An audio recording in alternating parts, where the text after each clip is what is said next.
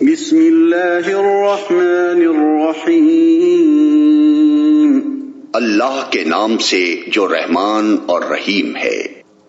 البقرہ، نام اور وجہ تسمیہ۔ اس سورہ کا نام بقرہ اس لیے ہے کہ اس میں ایک جگہ گائے کا ذکر آیا ہے۔ قرآن مجید کی ہر سورہ میں اس قدر وسیع مضامین بیان ہوئے ہیں کہ ان کے لیے مضمون کے لحاظ سے جامع عنوانات تجویز نہیں کیے جا سکتے۔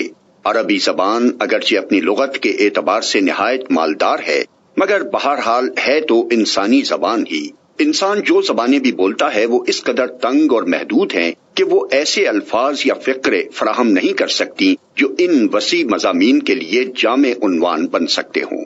اس لیے نبی صلی اللہ علیہ وسلم نے اللہ تعالیٰ کی رہنمائی سے قرآن کی بیشتر صورتوں کے لیے عنوانات کی بجائے نام تجویز فرمائے جو محض علامت کا کام دیتے ہیں۔ اس لیے سورہ کو بقرہ کہنے کا مطلب یہ نہیں ہے کہ اس میں گائے کے مسئلے پر بحث کی گئی ہے، بلکہ اس کا مطلب صرف یہ ہے کہ وہ سورہ جس میں گائے کا ذکر آیا ہے۔ زمانہ نزول۔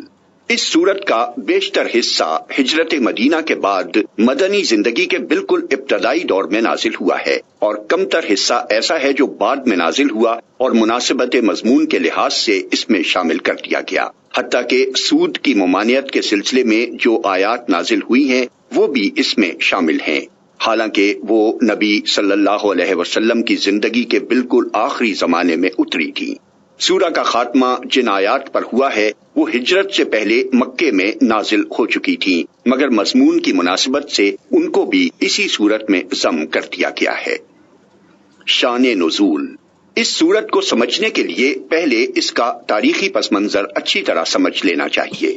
ایک، ہجرت سے قبل جب تک مکے میں اسلام کی دعوت دی جاتی رہی، خطاب بیشتر مشرکین عرب سے تھا جن کے لیے اسلام کی آواز ایک نئی اور غیر مانوس آواز تھی۔